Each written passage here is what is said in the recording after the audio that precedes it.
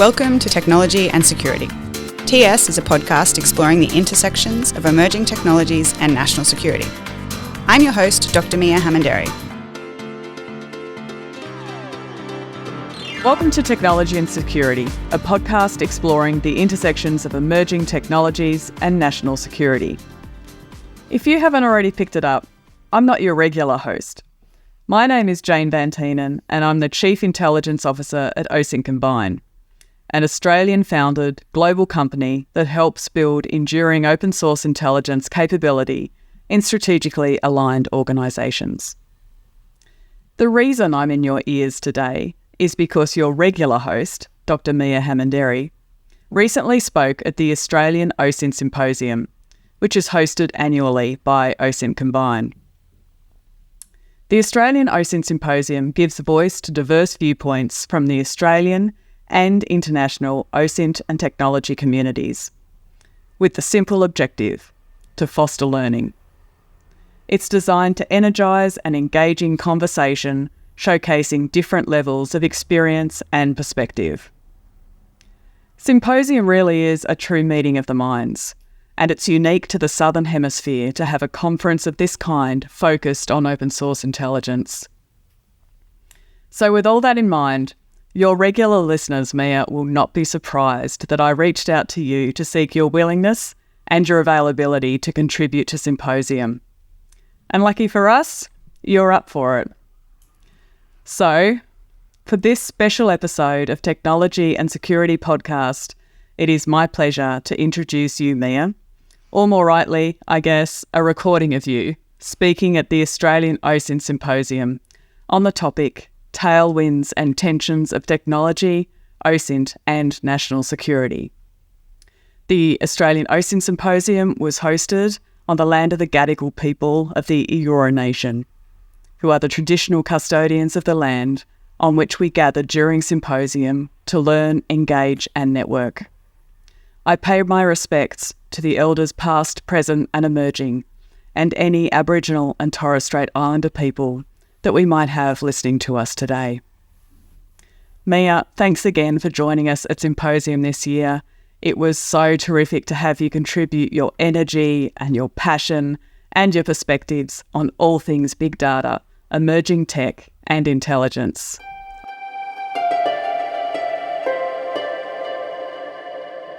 Jane, thank you for such a kind introduction. And Chris, wherever you are, thank you so much for inviting me. I'm really stoked to be here today. And when I looked across who was here, there's just an incredible wealth of knowledge in the room itself. So I'll definitely leave some time for questions. I do just firstly want to acknowledge, of course, that we're on the lands of the Gadigal people, and I want to acknowledge their continued connection to land, sea and community, and pay my respects to the elders past, present and emerging. I'm kind of coming to you today with a big brief. I was asked to take you outside the everyday and kind of focus on three really big shifts that are happening in technology and security, and then explore what that might mean for open source intelligence. I know you've all been sitting down for a little while, so can we stand up and stay standing if you think that we should ban TikTok? Can't tell if people are just dancing, what's happening. Okay. Can you stay standing if you think we should ban X, Twitter, whatever you want to call it? Okay, cool. Everyone can sit down. Obviously, India banned TikTok in 2020, and the US is likely to implement the impending ban at some point. Brazil banned X earlier this year. And it wasn't on my 2024 bingo card, but banning socials for young people might now be a thing in Australia. And I guess I wanted to use the start of these technology conversations. Yes, these are all about socials, but to talk about the longer and kind of larger reaching implications for open source intelligence, but also for technology and society much more broadly. The discussion about banning applications, commercial user applications in society, offers some real insights into how I think we're going to start to see technology discussed more in public spaces. So, you know, the way we view technology is rapidly changing. We've had the digital transformation, and then we all had this kind of shared isolation experience of COVID, which was really fueled by data, digital technologies and applications. And we're now entering a more contested tech space. This kind of discussion highlights, I think, some of the challenges we're going to see. Things like the impact to foreign investment on consumer applications made in certain countries, the capacity of the tech ecosystem more broadly to change OSINT access really rapidly, where we see the role and boundaries of government in our lives and in society, and what we expect them to do when it comes to platform regulation, and how we identify and manage individual, organisational and national technology and security risks. So I'm kind of going to talk to you now about what I see as the three big shifts in technology and security. And the first one there is digital landscape and emerging tech, which I argue in my book and PhD are transforming intelligence kind of really broadly. I'm going to go through these in a bit more detail. The second is a decline in information environment. And I will outline what I mean, but by information environment, I'm talking about the content and information, the infrastructure and kind of the digital platforms we receive it in, and our brains, you know, the cognitive resilience piece. Like, how do we actually understand information and what's the context that it's delivered in? And finally, I won't spend too much time on this because I know Mark will have talked geopolitics, but the increased environment of competition and conflict, not just in our region, but globally. So I'm going to unpack each of those a little and then talk about some of the tailwinds and tensions for open source intelligence and hopefully leave lots of time for questions. So basically the premise of my book was that the big data landscape, which is data abundance, digital connectivity and ubiquitous technology, are transforming both the activities, the ways of intelligence, the organizations that actually do intelligence, both in government and out of government, and also the communities of intelligence, the way that we actually organize and coalesce around intelligence. I argued that they are creating new social harms and exacerbating existing, national security threats. And I feel like to this audience, the discussion about data abundance and digital connectivity and ubiquitous technology is going to be pretty basic, but I did just want to cover one point.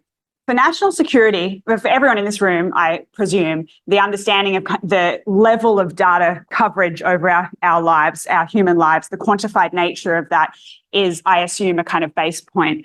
But from a national security perspective, this is something that's really shifted. You know, we did not used to have the omnipresence of digital quantification of our lives. And whilst that might seem really obvious, it does create other national security threats. It means that things like surveillance, targeting and tracking capabilities that were once government focused and government initiated can now, to a lesser or greater degree, also be undertaken by a really broad range of actors. For governments, that is a complete paradigm shift. So for open source intelligence, that might be, an incremental progression. But for the nation state, that is actually quite a big change.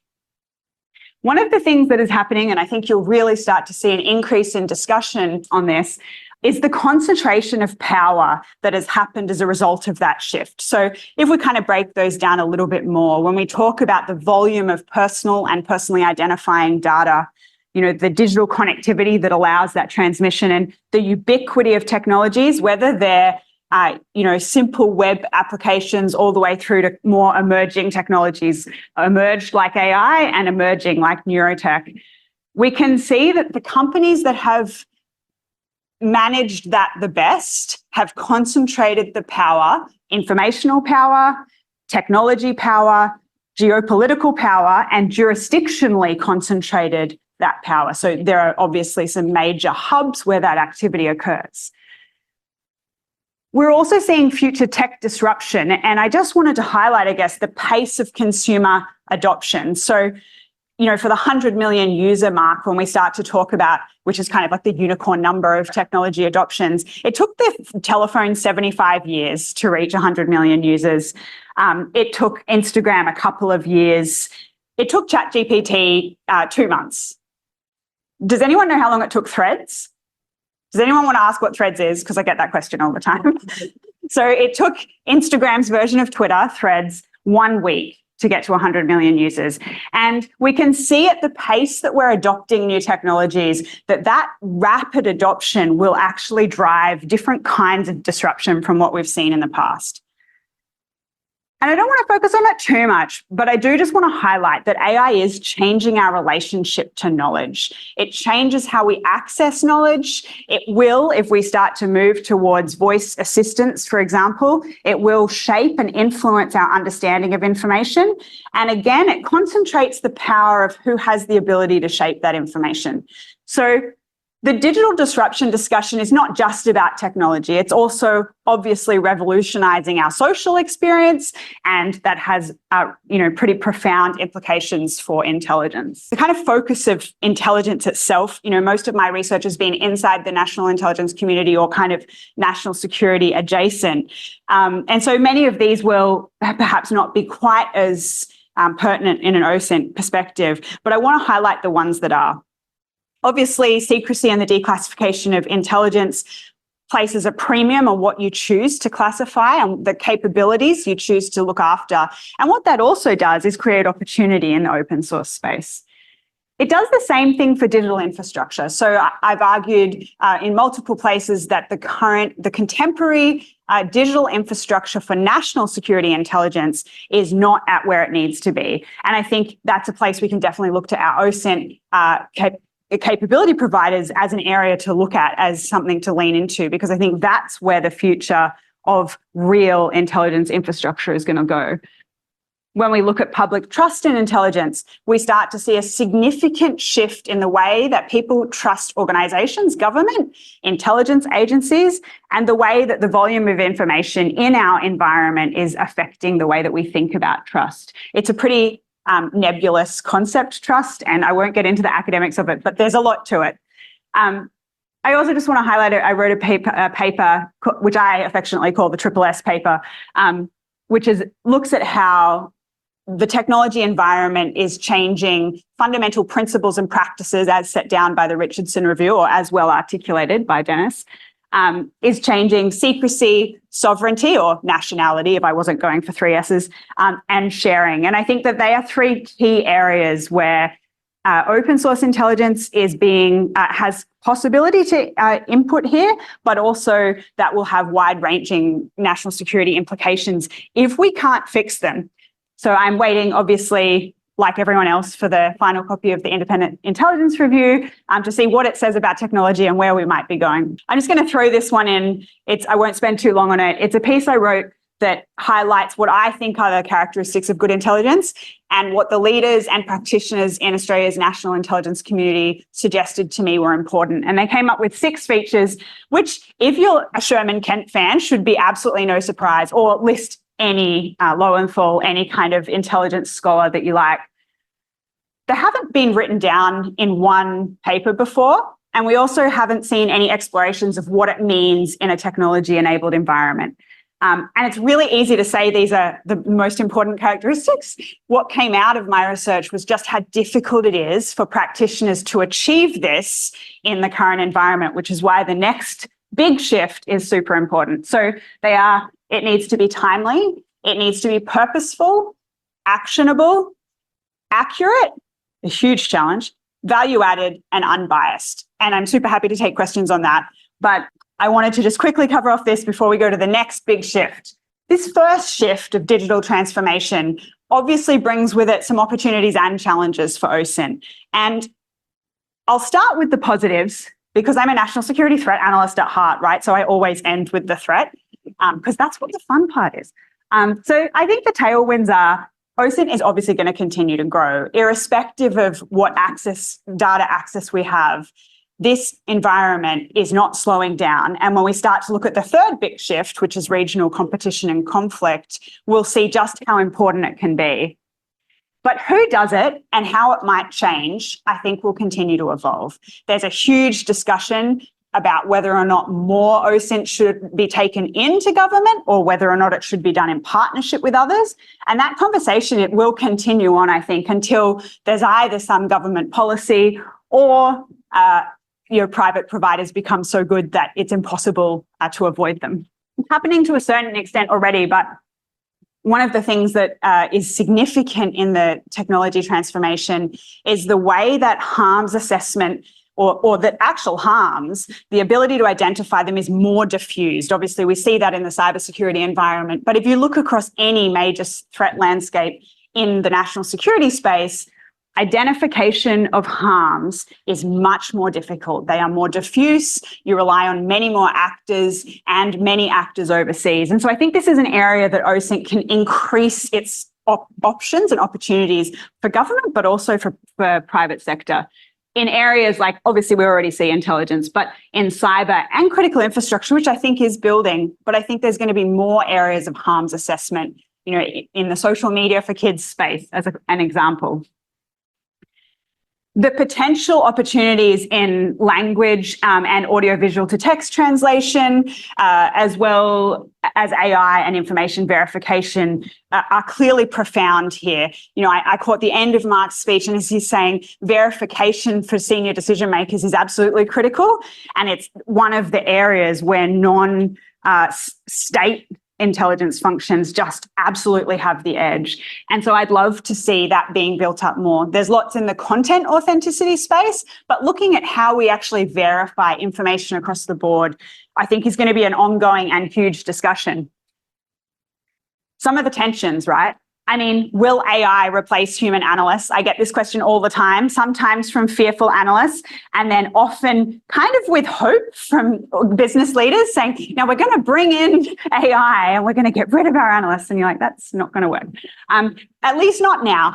It may, obviously, at some point when some of those capabilities improve enough, but it is a significant tension. Where will the analytical capability of the human lie, and where will that capability of AI lie? And as AI improves from that clunky Llama or ChatGPT that we all tried, we will start to see huge gains in that space, particularly in OSINT. How to maximise the use of OSINT for national intelligence, which I sort of touched on. And one that is really live to me at the moment, particularly because of the impending privacy legislation, which I'm following, is the way that the privacy landscape and our broader data landscape impact on both national security and OSINT capabilities. And I've highlighted here tracking, targeting, and surveillance, but significant policy shifts will have quite speedy implications here, or go the opposite, and policy silence will have really big negative issues for individuals and for communities. And balancing those two will remain an ongoing tension, I think. So the decline in the information environment resilience, this is a really big topic to try and hit as one of my 3 shifts. But I don't think we can talk about OSINT. I don't think we can talk about people and not talk about it. So as I mentioned to begin with, I think the information environment is 3 things: content or information infrastructure, which I've extrapolated out to be our digital platforms of systems of creation, distribution, and use, and cognitive resilience. So talking about how we engage with the information around us, how we interact with it, and I guess what that really looks like. So I've put here that I'm going to quickly cover some trends. And I just wanted to throw up some things that I've seen that other researchers are looking at. So in the content and information space, what are we seeing? We're seeing a shift towards social. We're seeing a significant increase in the number of individuals in Australia getting the predominant part of their news from social media. We're seeing a shift to digital. We're seeing a significant, this is kind of pretty obvious, but we are seeing a significant decline in the use of traditional print-based media. Obviously, for the next part, what does that mean? Well, it means an increased power for the platforms that are offering those services. From infrastructure, we're seeing a concentration of power in the companies that provide those services and a capacity for companies to significantly shape what it is that we see, whether that's through automation or AI of news feeds, all the way, through to actual critical infrastructure and the threats there. And the cognitive resilience piece is super interesting. I see on one hand the reason that the federal government is interested in banning social media for young people. The research clearly says there is a decline in mental health with young people that use their phones. All people that use their phones, actually. The research suggests that our attention is dropping if we increase our screen time.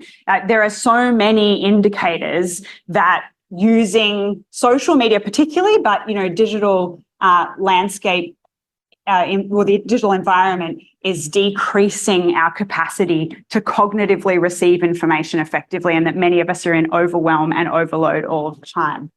That's a fairly unsustainable position. I'm certainly not advocating for a social media ban, but I do think it's something to consider, that this is a trend that we're seeing in this information environment. So whether or not you like how they're trying to manage it, it is something we will need to manage. And that obviously has pretty significant implications for open source intelligence. I've talked a little bit about the information environment and what it is, but it's clear. You don't need to read the research to see how affected we are as individuals, as decision makers, by the information environment. Mis and disinformation our information environment is susceptible to it across the stack, at every part of that stack, from ISP all the way up to individual user. We're seeing an overwhelming use of non-military measures. So this is kind of the active measures, or Russian term. I did my master's in Russian disinformation, so it's a topic I refer back to often. And I remember looking at that in 2017 and saying, Gerasimov said he thought it was 4-1. And, in 2017, I was like, do you reckon this could be 10-1? And now I can't even imagine. It feels like 1,000,000-1, right? Like, the use of non-military measures to achieve state outcomes is increasing significantly. And that is crossing over with our ability to interpret, understand, receive information, and make good decisions, right? It's spoken about heaps this year, but the impact on democracy and elections, on deep fakes. We've just seen another release of a video purporting to be, with the alleged offender purporting for it to be a deep fake of him snorting a white substance. And we've previously seen a number of, high quality deep fakes of politicians, whether that's Joe Biden and robocalls, all the way through to Senator Pocock's deep fake of Albanese announcing the gambling legislation. So that is going to continue. And obviously that's going to be a strong legislative focus. But I think there is a huge role here for open source intelligence to play in understanding the sentiment, the landscape, what is happening as a result of that, and then helping to actually ameliorate those problems. I think there has already been a significant increase in the use of information to influence people, decisions, and outcomes, and that includes you. We've seen examples where, not just examples now, but when I started talking about this, we'd seen a few examples here and there. We saw a NATO commander subjected to an information campaign in Eastern Europe, which saw him pulled out. We've seen, but since then, we've seen a significant increase in attempts to silence voices that oppositions don't like. These voices are unfortunately often women, they're often people of colour, but they can be anyone. Anyone that has a voice that is in opposition can easily become the subject of an information campaign, not necessarily by a state actor, could be any actor. But the problem is, as organisations, as leaders, how do we protect our people? How do we think about, if someone in my organisation has been subjected to this, what can we do? What are some of the ways that we can help them? And unfortunately, at the moment, there's not a lot. So the big shift, information resilience decline, I think there's one kind of really high area of opportunity I see here, and that is, I feel like OSINT actually is an incredible place. I mean, as a capability, as a community, is an incredible place to promote platform changes that support democratic principles. There is, if we aren't already at the point where we're seeing out-to-out conflict between tech companies and government, we will be, so get your popcorn out. But this is a place that we all as individuals need to stand up and say, this is what is important, and then as organisations and capabilities to stand up and offer something. In terms of tensions, I think reducing privacy and security vulnerabilities, and so here I mean increasing personal privacy protections, can and will probably decrease OSINT data access. And so that has a tension, because on the one hand, we're excited that that's improving our personal privacy and improving, the community's personal privacy, but on another hand, that will make work more difficult. And I think the significant tension here of emerging technologies, AI is already bringing a lot to this space, whether that is from deep fakes to auto-generated disinformation, all the way through to neurotechnology, which has the capacity to influence our thinking and actions, as well as, provide information.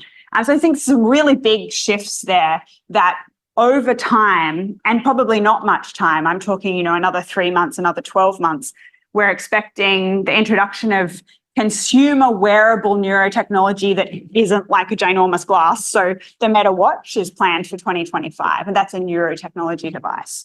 So once we start to see widespread consumer adoption of neurotechnology of consumer applications, I think we're going to see that rapid adoption pace. And that's where this will really speed up the decline in the information environment. The final piece that I kind of wanted to bring a bit of focus to, and this is really deeply connected for me with the information environment, is that global and regional competition and conflict are headed in one direction. It's almost impossible to imagine a reverse to cooperation right now. It just doesn't feel like we're headed in that direction. And there's a number of reasons for that. I ran the ASPI Info Ops team for a while. And one of the real pleasures of that job was that I got to work with some really incredible people. And one of the reports that we put together was about CCP influence in the Pacific, in the Solomon Islands particularly. And I remember looking over the data, and basically the team had scraped all of the publicly available data in the Solomon Islands, and we had analysed it according to a method which I won't bore you with, but I created for my master's thesis. And it kind of looks at all the different ways that you can enact state-sponsored information influence or interference. And I remember I'd actually left ASPI by the time the report was published, and I remember seeing it published with the headline, "Suppressing the Lies and Telling the Truth." Wait, suppressing the truth and telling us. I always get it the wrong way around. But it's true. Like, unfortunately, yeah, it's one of those things. Unfortunately, what we're seeing in our region is such extreme information influence shaping. The environment is becoming incredibly hostile. And it's not just because of information. It's just a first and easy tool of first resort, if you like. I'm actually working on a paper at the moment with some colleagues looking at how the information environment is actually an incredible predictor of the military, economic, and diplomatic space. And in fact, I would argue that now the way that our technology environment has set up our information structures is that it's kind of like a band around those three things, and you can't push one up more than the other. And maybe it's always been that way, but now we can see it. So I guess I've put these others up here to say, I think DIME is super important, obviously, diplomatic, information, military, and economic. But I think technology is now up there too. And it is shaping these, these kind of whole factors. I recently interviewed Carly Kind, the Australian Privacy Commissioner, and she said to me, these big tech companies are not intermediaries anymore. They are shaping our technology and privacy landscape. The extent to which we fight back, or the extent to which that we engage with that, will have profound intelligence collection and analysis implications.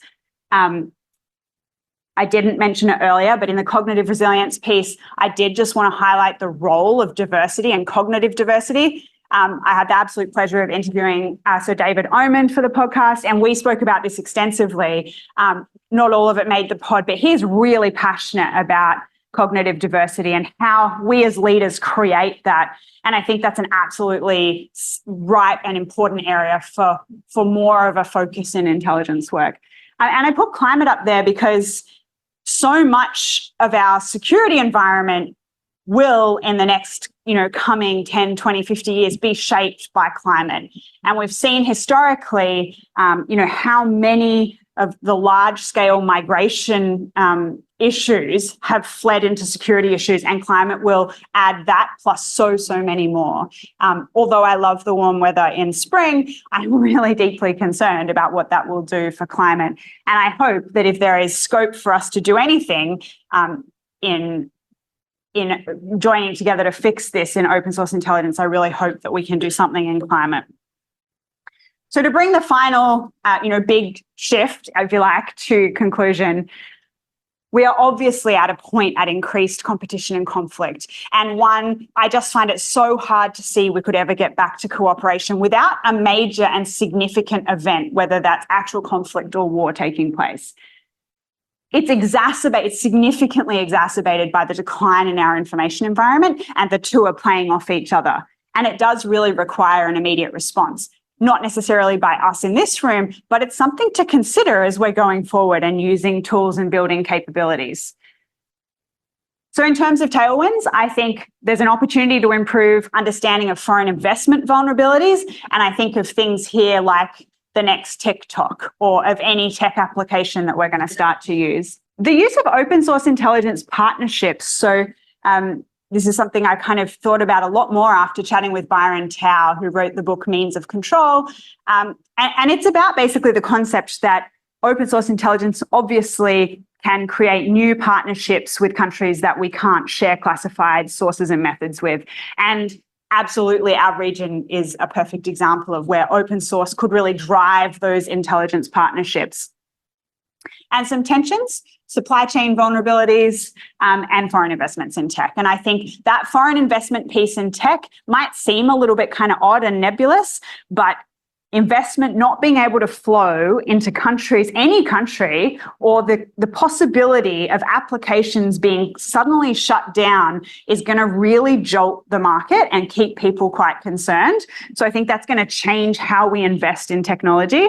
And I think it's something OSINT can really help with. We can understand more about the risks of foreign investment concern, and we can try to identify them early. So the three big shifts are that the digital landscape and new technologies are transforming intelligence and, of course, society. We're seeing a significant decline in the information environment across the board, but also in socials. And we're seeing an increase in regional competition/conflict.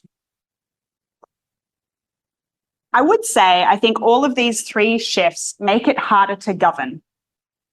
They make it harder to unite populations and harder to solve real security threats. But considering these challenges, I think Australia is actually doing pretty well considering.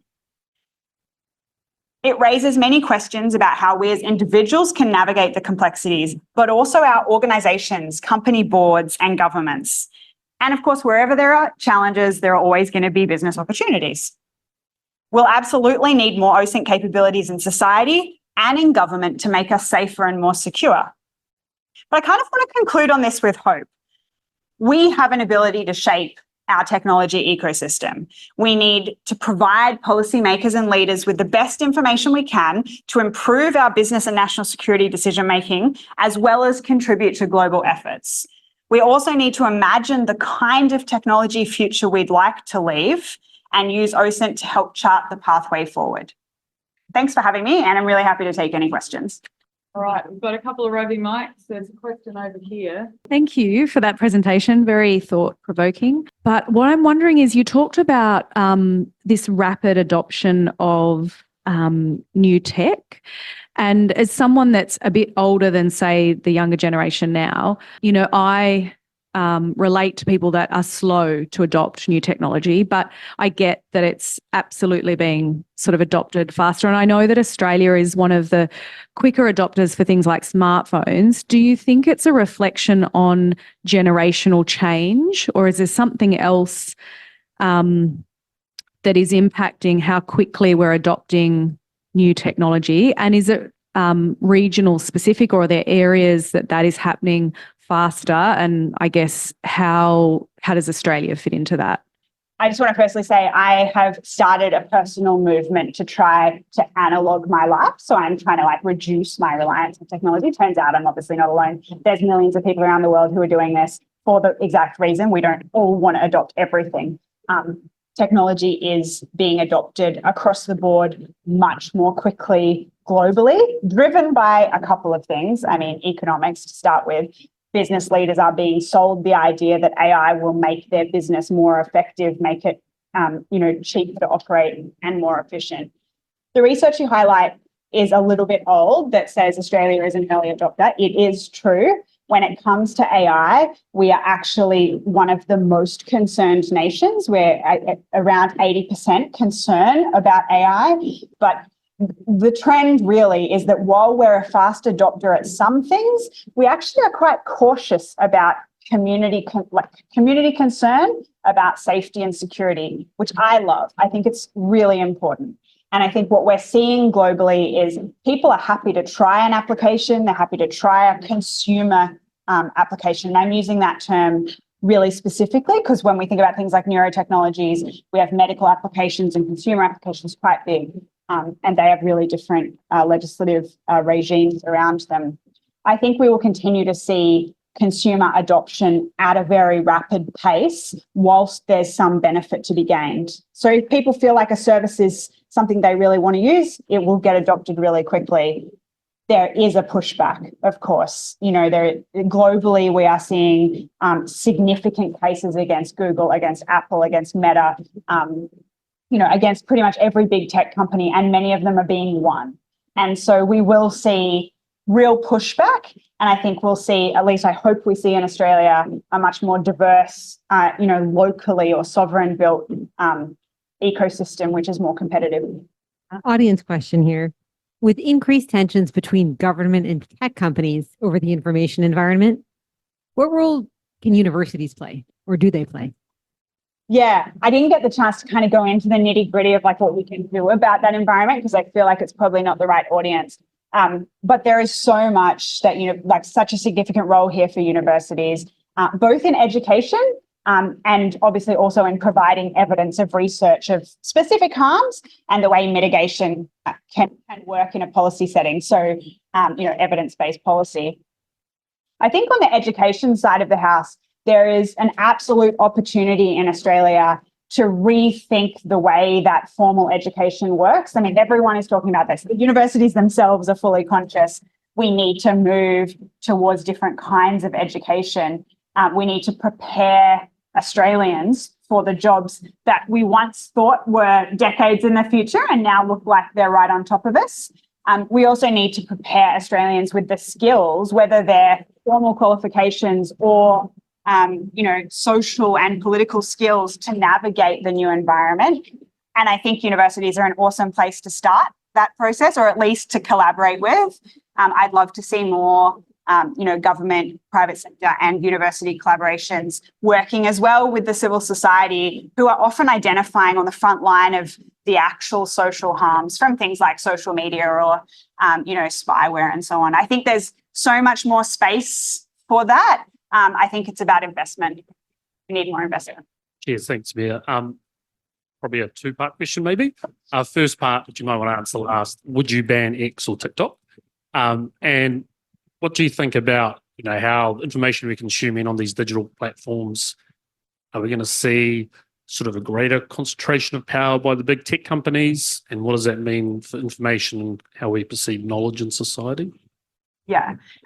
So I have published on what I would do to ban TikTok. The answer is no. I don't believe in banning consumer applications. I don't think it's good for democracy. I think you should regulate the harms and enforce your regulation.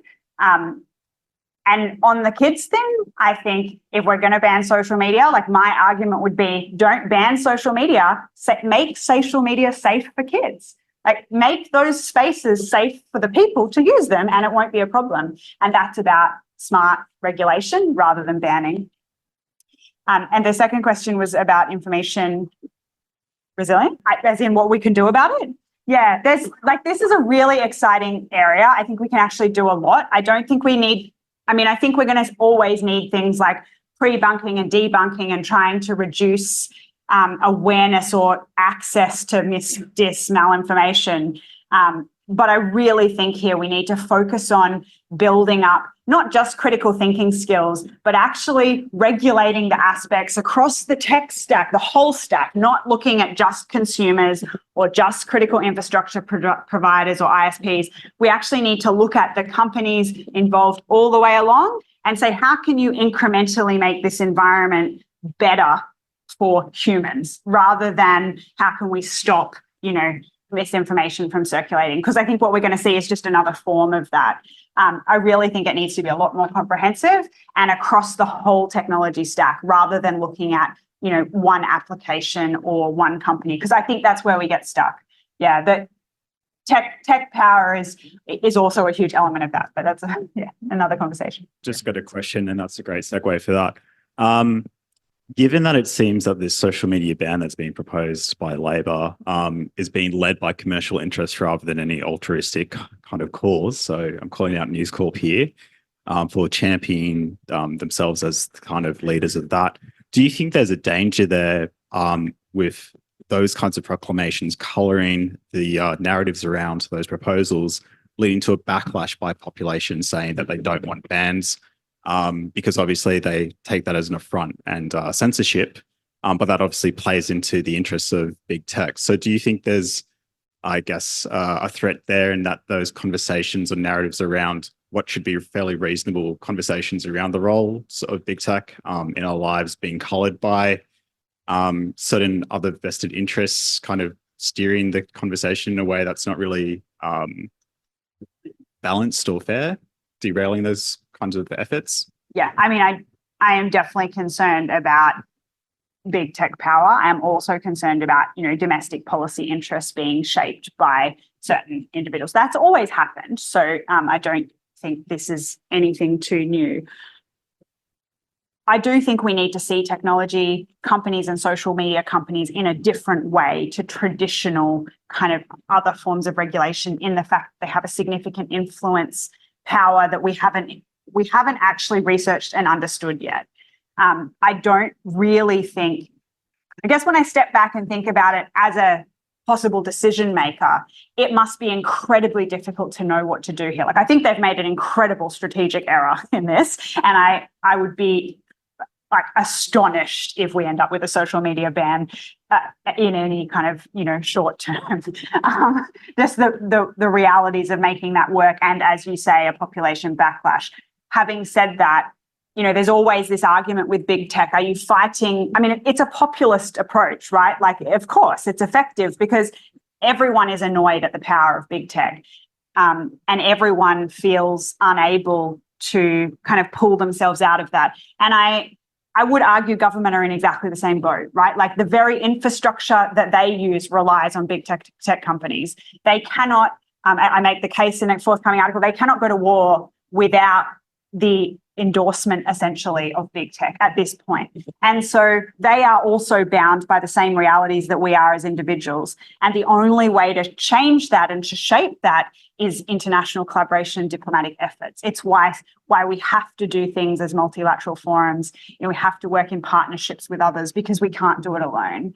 So I think the social media ban, I think, is a real misstep. We'll just leave that to the side and hope it kind of gets lost somewhere. I think, what would be more effective is effective regulation on privacy landscape, looking across influence and interference in our own political system, creating methods and ways to communicate authentic, verifiable information from government and trusted institutions, like lots of other ways that problem could be approached. Education.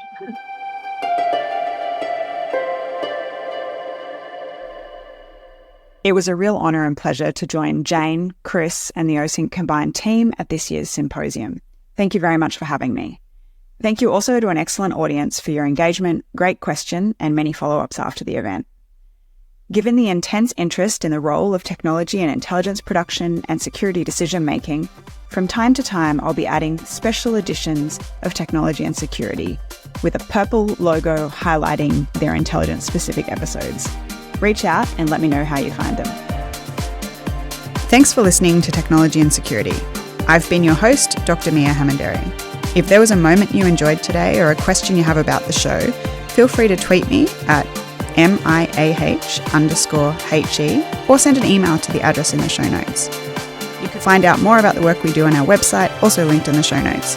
If you like this episode, please rate, review, and share it with your friends.